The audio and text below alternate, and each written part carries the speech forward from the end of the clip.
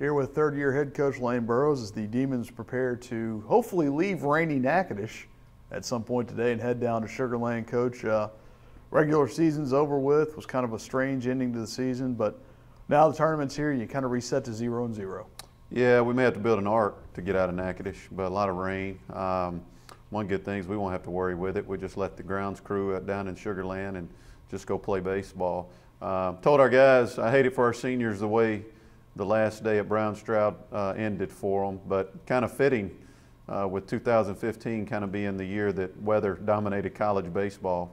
We had 5 rainouts, I believe, that we didn't make up. I don't think I've ever had that in all my years of coaching, that many. But proud of our seniors. They got to get senior day in. Obviously, we didn't finish the game and didn't play game 3. We lose the game 1-0 in 6 innings. We would have loved to have finished the game, see what would have happened. But I think player safety for us and Nichols came into play. Both teams going to the tournament, both our seeds locked up already. We didn't see a need to put our guys at risk. You'd already seen their left fielder had slipped on a fly ball, and the outfield was really bad and underwater. And our field took a beating all year with weather, and we just thought it was the best interest, both teams, coaches, and everybody, that let's just end it here, go to the tournament, and try to win the tournament.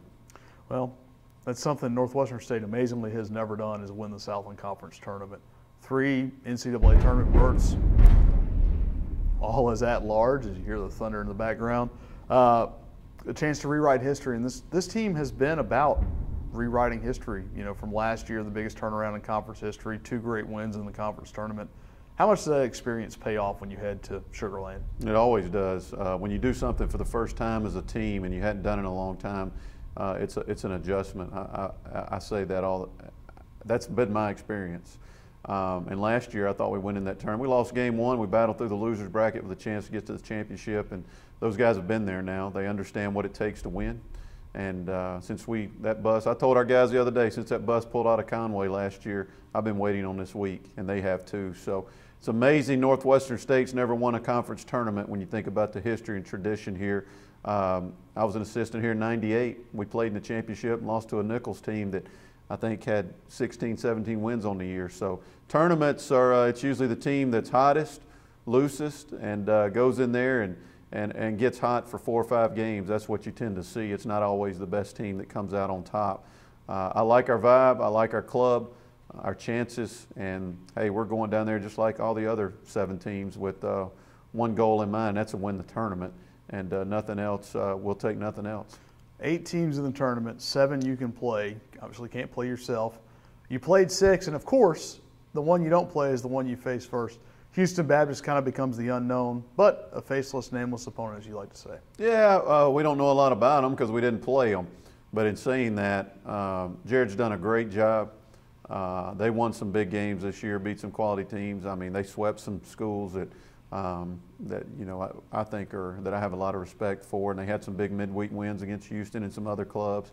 So they got some good players. I know that, everybody I've talked to. So it's, hey, 1 through 8 to me in our league, we're so close from top to bottom in the Southland. In all honesty, it doesn't really matter. It is a nameless, faceless opponent, and whether it's Houston Baptist or whoever, it's going to be a good team. You know, you're going to see a good arm right out of the gate, and we got a good arm going.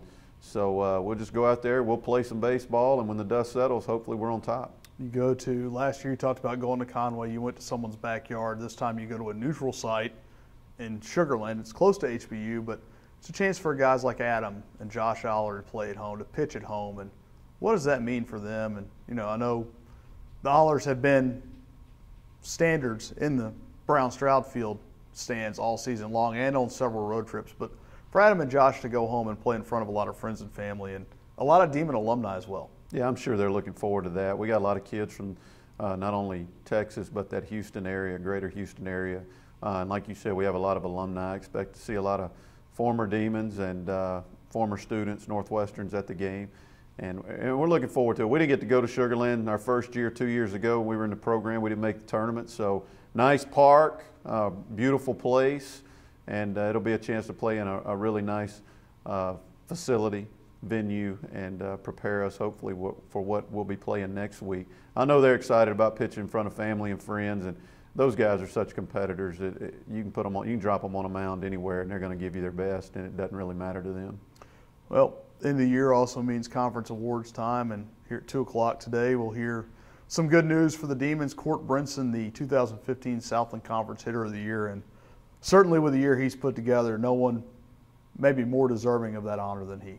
Yeah, I think it's kind of ironic.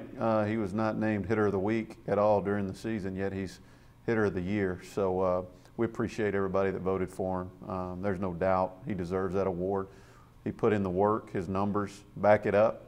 I will not take anything from any young man that won any awards. Obviously, we're going to be biased toward our guys, but we're very proud of Court and getting this Hitter of the Year. Again, he deserves it, and his numbers back it up. He had a great year, and we expect him to continue that. What a competitor. We brought him in here when we first got the job, his first guy that came in, and he's had, not only with these seniors that we recognized Senior Day last weekend, Court's had a huge, huge part in getting this program back on stable ground and turning it back to where it needs to go in the right direction. But very proud of Court, deserving honor, and there's more to come for him, I'm sure, in the future. This was probably the year that you looked for it all to come together. He got healthy, got his lower half back, and that made a lot of difference in the year he had. No question. He's a hard worker. What a competitor.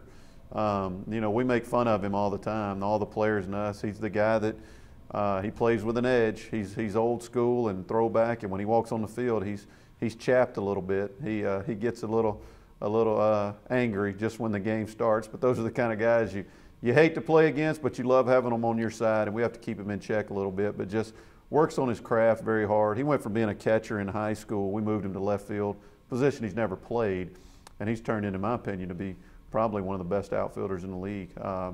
You know, Court has great speed. He's had some injuries from his waist down and his knees and things of that nature, so it's kind of hindered him. But tremendous athlete and a hard worker, very deserving. All right, thanks, Coach. Thank you.